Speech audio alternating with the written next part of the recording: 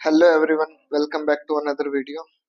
तो आज की वीडियो रहने वाली है जो हमारे आईटीआई वाले बच्चे हैं उनके मन में बहुत सारा डाउट रहता है कि भाई कैसे क्या जॉब लगेगी, कैसे ज्वाइनिंग होगी। कुछ मतलब प्रोसेस इतना कुछ पता नहीं होता इंडस्ट्री का। तो मैं बेसिक्स क्लियर करना चाहूंगा इस वीडियो में।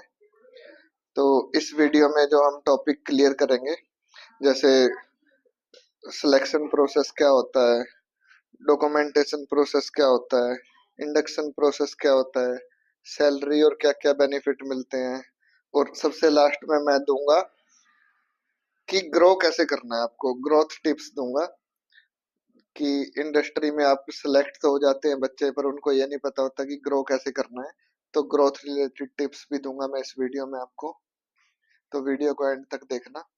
तो सबसे पहले अगर बात करें सिलेक्शन प्रोसेस की, तो लगभग सभी कंपनियों में सिलेक्शन प्रोसेस एक जैसा ही होता है, थोड़ा बहुत ऊपर नीचे होता है।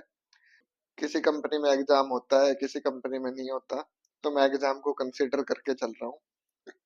तो जब भी आप अप्लाई करते हो किसी भी कंपनी में, या फिर कोई कैंपस में कंपनी आती है हायरिंग के लिए, तो उनका सबसे पहला स्टेप रहता है एग्जाम। रिटन एग्जाम लेते हैं वो। उसमें टेक्निकल क्वेश्चन होते हैं, बिहेवियर के क्वेश्चन होते हैं, और रीजनिंग के होते हैं कुछ क्वेश्चंस। तो एग्जाम क्लियर हो जाता है तो उसके बाद आपका होता है अगला स्टेप इंटरव्यू का। तो इंटरव्यू आईटीआई में इतना कुछ हार्ड इंटरव्यू नहीं होता, नॉर्मल सा इंटरव्यू होता है। बस कॉन्फिडेंट देखते हैं वो बंदा कॉन्फिडेंट है या नहीं, काम कर पाएगा या नहीं, ये सब चेक करते हैं। बस यही सब होता है कि कैसा है कैंडिडेट, कैसा है, ज्यादातर तो वो मैटर करता है। तो इंटरव्यू के बाद जो प्रोसेस होता है, फिर आपको ऑफर लेटर मिल जाता है। ऑफर लेटर में आपको सब कुछ दिया होता है। किसी ऑफर लेटर में सैलरी नहीं दी होती, किसी में दी होती है, क्योंकि सैलरी फ्रेशर्स की कई कंपनियों में फिक्स रहती है तो वो मेंशन नहीं करते। वो ज्वाइनिंग के टाइम पे बता देते हैं आपको। ठीक है।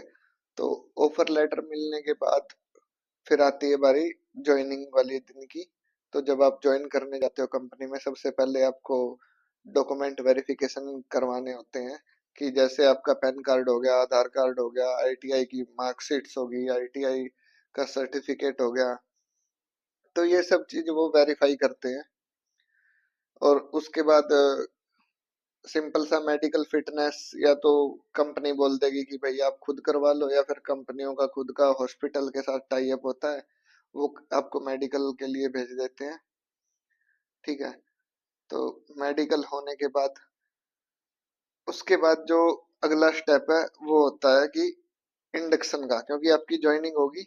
अब इंडक्शन का बता देता हूँ मैं। इंडक्शन में कंपनी इंफॉर्मेशन रहती है। ठीक है, कंपनी की वैल्यूज रहती हैं, और ट्रेनिंग रहती है जो डोजो सेंटर में होती है, या फिर गुरुकुल बनाए होते हैं कंपनी ने अंदर ही। अलग अलग नाम दिए होते हैं कंपनी के कल्चर के हिसाब से। अगर जापानीज कंपनी है तो डोजो सेंटर मिलेगा वहां पे। ठीक है। तो कंपनी की इंफॉर्मेशन में वो सब बताएंगे आपको, कंपनी की हिस्ट्री क्या है, क्या विजन है कंपनी का, क्या वैल्यूज है कंपनी की, आगे क्या ग्रो करेगी कंपनी।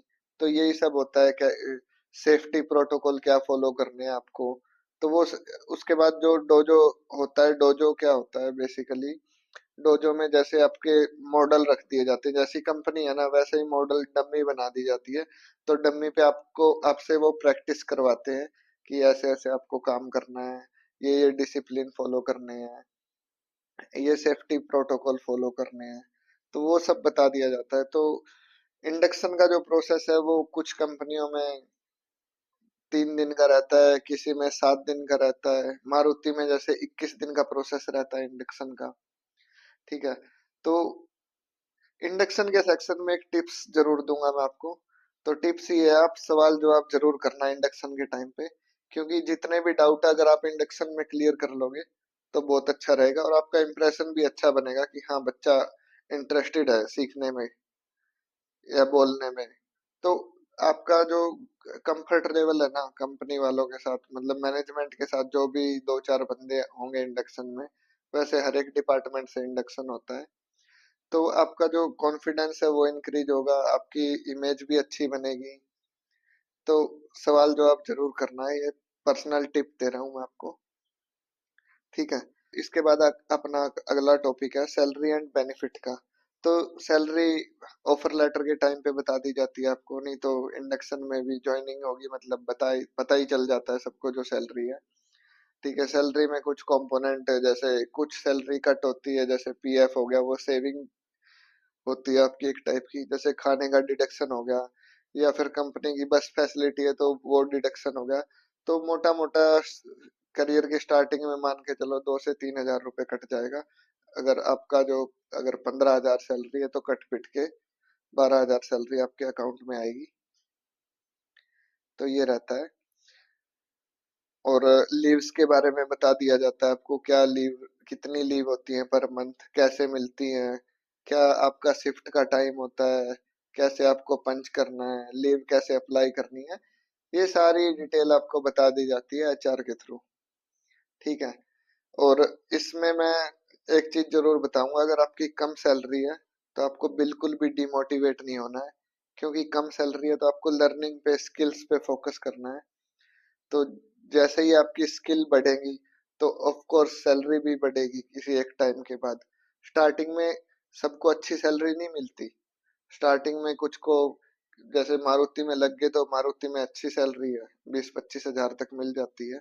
बट जो मारुति से के अलावा जो टायर वन कंपनियां हैं जो मारुति को सप्लाई देती हैं, या कोई और कंपनियां हैं, उनमें सैलरी थोड़ी कम होती है, पर उसमें डिमोटिवेट नहीं होना है बिल्कुल भी। ठीक है। सैलरी तो क्या है, सैलरी बढ़ती रहती है, आपकी करियर की स्टार्टिंग है, तो आपको फोकस करना है अपनी स्किल्स पे। तो इसके बाद अपना अगला टॉपिक आ जाता है डिपार्टमेंट अलॉटमेंट का। इंडक्शन खत्म होने के बाद आपको डिपार्टमेंट दे दिए जाते हैं, आपके जो इंडक्शन की परफॉर्मेंस है उसके बेस पे, या फिर आपके इंटरव्यू के बेस पे, एग्जाम के बेस पे। जैसे अलग अलग डिपार्टमेंट होते हैं, असेंबली हो गया, प्रोडक्शन हो गया, क्वालिटी हो गया, पैकेजिंग हो गया, स्टोर हो गया, और भी बहुत कुछ। वो कंपनी टू कंपनी वेरी करता है, हर एक कंपनी में अलग अलग डिपार्टमेंट्स होते हैं। तो अगर आपका इंटरेस्टेड है किसी, अगर आपका किसी डिपार्टमेंट में स्पेशल कोई इंटरेस्ट है तो आप शेयर भी कर सकते हो मैनेजमेंट के साथ। अगर आपके अंदर कुछ स्किल्स होंगी या फिर उनको जरूरत होगी तो आपको डेफिनेटली उस डिपार्टमेंट में भेज देंगे वो। और अगर आपकी पसंद का डिपार्टमेंट ना भी मिले तो डिमोटिवेट नहीं होना है बिल्कुल भी, क्योंकि ये करियर की स्टार्टिंग है, इसमें आपको मल्टी स्किलिंग करनी है, मतलब अलग अलग चीजें सीखनी है। सब कुछ आना चाहिए, परफेक्ट होने चाहिए आप अपने फील्ड में, तभी आगे बढ़ोगे। तो अब मैं आपको टिप दूंगा ग्रोथ के लिए। तो ये सबके लिए इम्पोर्टेंट है, कैसे क्या क्या करना है आपको करियर में। जितना मेरे को पता है मैं उतना गाइड करूंगा आपको। तो सबसे पहले तो मल्टी स्किलिंग पे ध्यान देना है आपको। सैलरी साइड में रख दो, क्योंकि ये करियर का स्टार्ट है, 1-2 साल भूल जाओ, कम सैलरी मिल रही है कोई बात नहीं, सरवाइव कर लोगे। आपको अपनी स्किल्स पे काम करना है। स्किल्स के बाद आपको साथ साथ में काम करना है अपनी जो लर्निंग पे, सर्टिफिकेशन पे, कि जैसे कोई भी काम कर रहे हो आप, या किसी भी चीज में इंटरेस्टेड हो, किसी में शिफ्ट शिफ्ट किसी भी डिपार्टमेंट में शिफ्ट करना चाहते हो, तो उसकी नॉलेज होनी चाहिए आपको, उसके सर्टिफिकेशन करने हैं। हायर एजुकेशन में जरूर जाना चाहिए, मैं तो पर्सनल यही एडवाइस दूंगा, आप पॉलिटेक्निकल करो, उसके बाद बीटेक करो। आजकल तो ऑनलाइन सब कुछ होता है, कुछ भी मतलब बाहर से देखने की जरूरत नहीं है, ऑनलाइन आपको सब कुछ सपोर्ट मिल जाएगा।